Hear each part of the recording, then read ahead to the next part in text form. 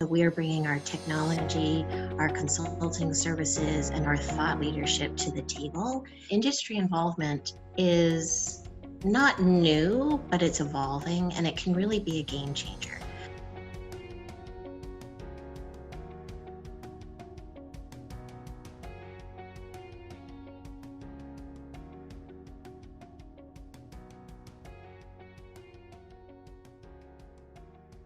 So today we have with us Grace Su, who is the Vice President, Education under the Corporate Social Responsibility vertical at the IBM Corporation.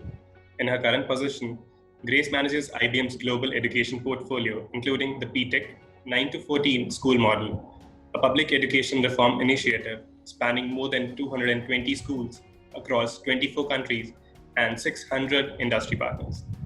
Along with this, she also manages SkillsBuild, a newly launched program designed to upskill and reskill adults through online learning, mentorship, and hands-on experiences. Prior to IBM, Grace worked at the Children's Defense Fund, a national child advocacy organization in Washington, D.C. In addition to the corporate and non-profit sectors, Grace has worked in city government with a focus on juvenile justice issues and serves on a number of education committees and boards. Thank you so much for joining us, Grace. It's a pleasure having you. My pleasure. Thank you so much for having me. Indeed. And just to begin with the conversation, so can you walk us through what is it that you do as your current role at IBM right now? And how are you trying to solve the challenges in terms of employability and the employment areas that you're focusing on currently? Everything that we're doing at IBM with our education and skills work through corporate social responsibility is focused on equity, inclusion, and diversity. So we're focused on the entire education to career pipeline. We're looking at everything from early education on through college and career. Our idea is that we're working both in formal and informal education settings. We're working on adult upskilling and reskilling as well as younger education, and everything that we're doing is grounded in public-private partnership. What we're trying to do is, knowing that there's a lot of silos that exist between K-12 education, higher education, and business, we're working to eliminate the barriers between those and ensure that everybody is working together, creating ecosystems, bringing their best expertise together in order to be able to serve underserved youth and adults. One of the things that we do is we really focus on what is our distinct expertise.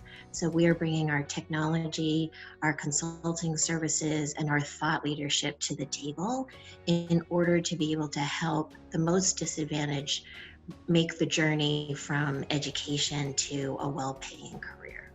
When we talk about your personal career, which spans across the development sector, even government and corporate alike, so which of the three, I would say, be it the government or the corporates or the development sector institutions, are the most crucial piece of the puzzle when it comes to bridging the skilling gap, as you mentioned, for both youth and as well as the adults that are there? One thing I've come to learn more and more over time on the different projects that we've had the honor of working on at IBM is that there's only a complete picture when all three are involved. I do believe that public-private partnership is one of the most powerful forces for social change, and that it's really critical that we eliminate the artificial barriers that separate us, come together as equal partners, provide our unique expertise, and ensure that all people emerge ready with academic, technical, and professional skills for careers. So that part is critical. I do think that what's important to note is that industry involvement is not new, but it's evolving, and it can really be a game changer. So rather than one-day activities or volunteerism to be in a school, which is all important and all impactful, there is really a significant sustainable impact that industry can make on building skills for youth when they have long-term partnerships with educators. So it's really important for educators and business to come together and figure out how to nurture talent for the skills demands of the future. What I'd also say is that partnership isn't easy. It's a really what I think of as like a delicate dance. So educators need to take the lead, and business is there to support and ask questions. So it's really important to understand the situation that the context in which businesses can make a difference, to understand where it is that their particular expertise can help to benefit schools. And talking about this aspect of context that you mentioned and the changing times that we are in, and necessarily for COVID having crippled the whole institution of education and skilling around it. So do you think the institutions that are coming out of this pandemic or that are currently in process of becoming something would be different from the ones that we already had? And would they be more sustainable in comparison to those? I do believe they will. I think they must. I think what the pandemic has taught all of us, it's really laid bare that we have to be more nimble and agile, that we have to expand upon one-dimensional and traditional ways of doing things. We have to embrace new ways of learning and working. In learning, in-person will remain absolutely critical. Teachers are so important in the equation, and having the in-person pedagogical connection with students is paramount. But in addition to that, I would say that schools are not only about learning, they're also about providing safe havens for many young people. They're about providing food. They're about providing social services. So in-person will continue to be important. But now schools understand that in-person is not always going to be possible. And they're looking toward blended or hybrid education opportunities that combine both in the classroom and online learning opportunities. So we're seeing many schools pivot and adopt change at an amazing and rapid process out of necessity. But schools also have to determine a number of challenges moving forward, like hardware and connectivity, to ensure equity and inclusion for the most underserved young people. So the challenges ahead are really enormous, but I think there's great potential as well.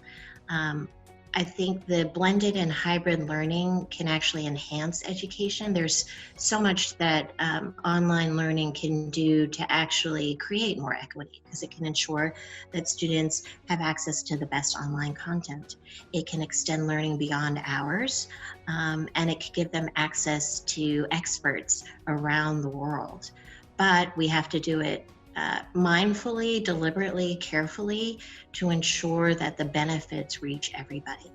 I think in these next months and years, as schools around the world begin to embrace online learning, we've got to very carefully monitor and track what's happening, and be able to report where there's gaps and address those gaps immediately. We also have to find places where there's best practices occurring and be able to share those so that we have a common idea about the power of online learning applied within the education context. Indeed. And now moving back to, say, the work that IBM is doing in this domain of education. So it's using its innovative approach and technical expertise to develop what you call the blue collar or the future skills.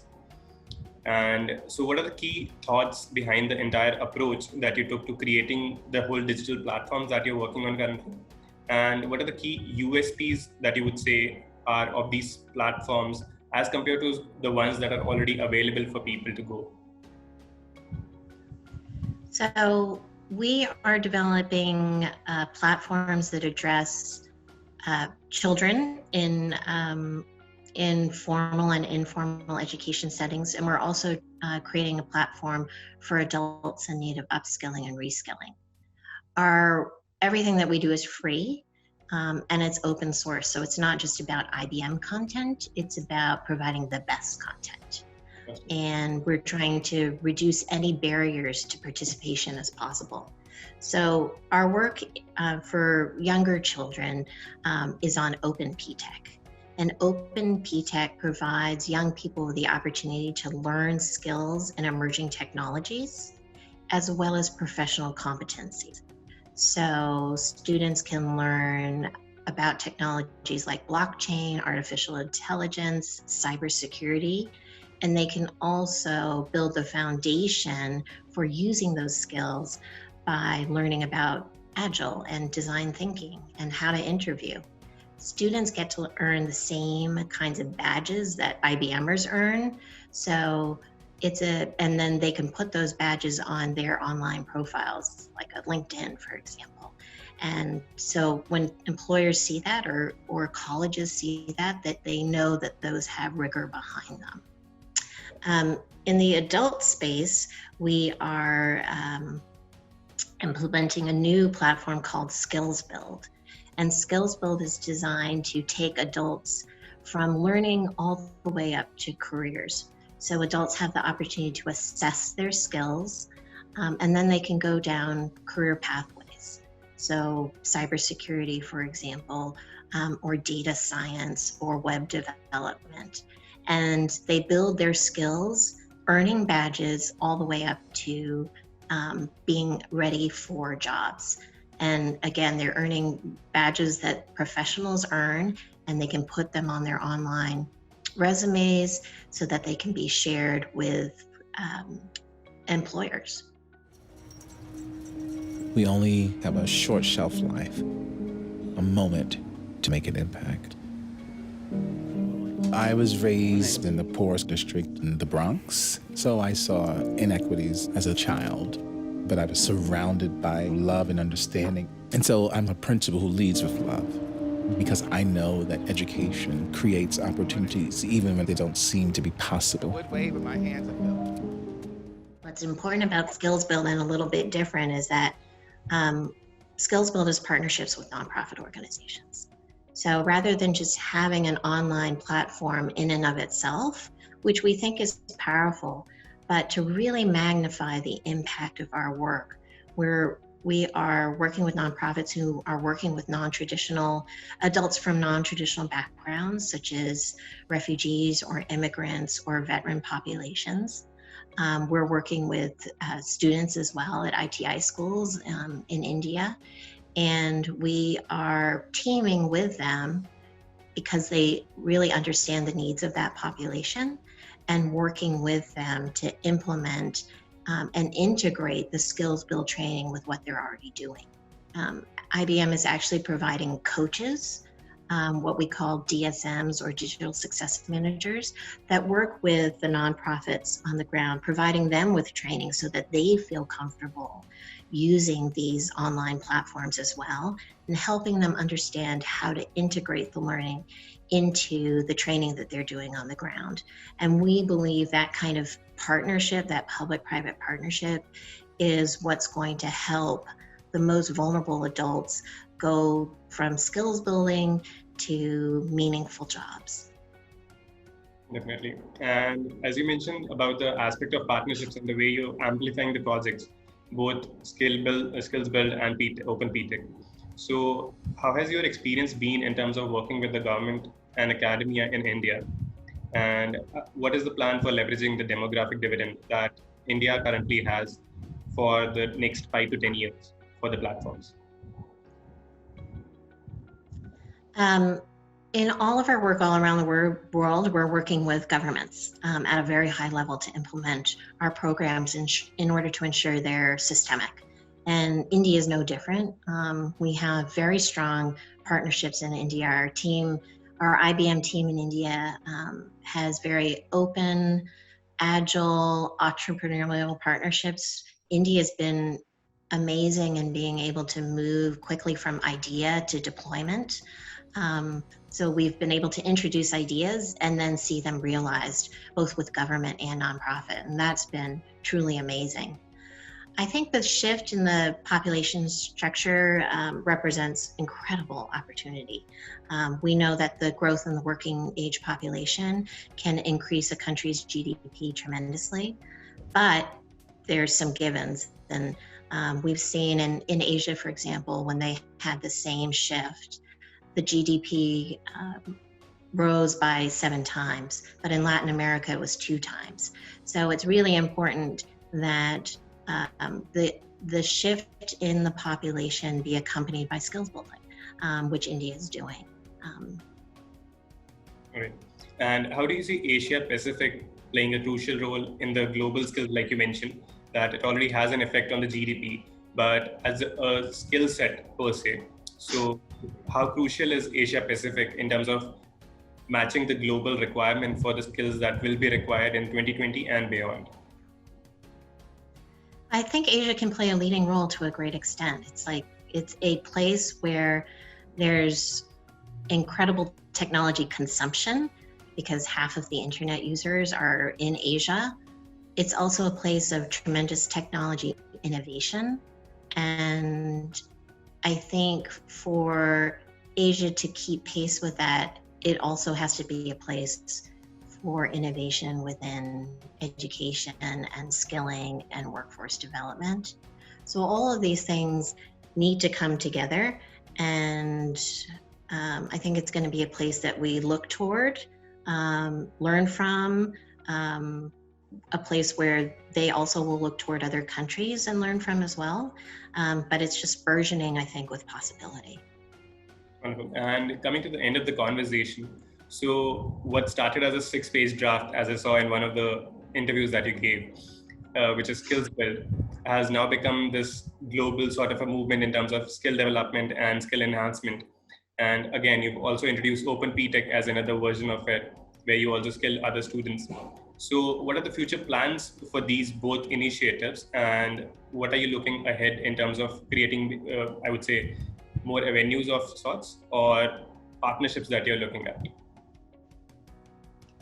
I think one of the wonderful things about being able to work for the IBM company is that these ideas about equity, inclusion, and diversity is not confined just to corporate social responsibility. It's really part of who we are as a company. And as a company that's bringing advanced technologies to the marketplace, we know that we have to prepare students and workers for the digital economy. And we have to do it deliberately. We have to have actions that make our workforce more inclusive and not less. So as a company, we're committed to developing and hiring talent based upon skills and not just on pedigree. So we're really expanding upon that idea in our company, and PTech, Open PTech and SkillsBuild are 3 ways that we'll continue to do that. So this is just the beginning of the journey for those platforms. We have every intent to expand upon it, assess our work, and learn from our education partners and government partners about how to do this work well. So we'll continue to grow those. At the same time, we're doing other initiatives as well, which include our work on apprenticeships, returnships for adults. So it's a really multifaceted effort that we're engaged in order to be able to support learners. I think at the same time, what we want to do is use our platform to encourage other businesses to think about skills too, and not just pedigree. So there's some cultural work that needs to be done with other businesses to create a more inclusive economy. So that's critical work that we're doing as well. Perfect. And that brings us to the close of the conversation. Thank you so much for joining us, Grace.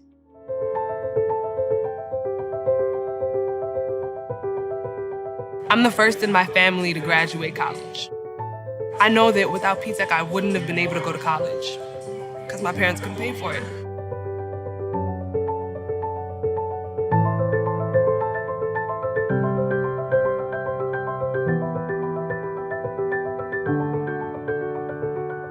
What's unique about PTech is that the workplace is part of the education experience from day one.